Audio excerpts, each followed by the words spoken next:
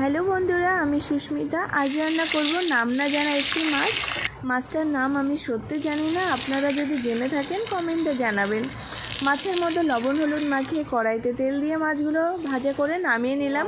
ওই তেলের মধ্যে দিয়ে দিলাম কালো জিরা এবং শুকনো লঙ্কা ফোড়ন, তারপরে চৌকো চৌকো করে কেটে রাখা পেঁয়াজটা লাল হয়ে গেলে দিয়ে দিলাম টমেটো, তার মধ্যে একটু লবণ দিয়ে কষিয়ে নিয়ে দিয়ে দিলাম পেস্ট করে রাখা মশলা, পরিমাণ মতো হলুদ দিয়ে মশলাটা কষিয়ে নিলাম।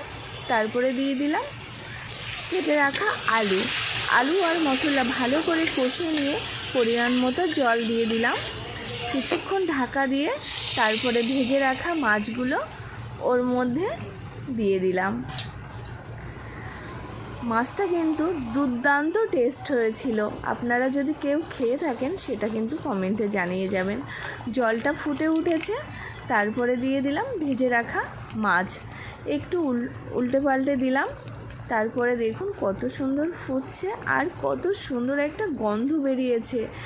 তারপরে কেটে রাখা কাঁচা লঙ্কা ও ধনেপাতা দিয়ে কিছুক্ষণ ফুটিয়ে নিয়ে তারপরে দিয়ে দিলাম গরম মশলা, তারপরে নামিয়ে নিলাম।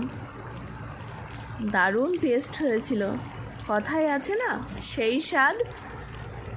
নমস্কার সবাইকে।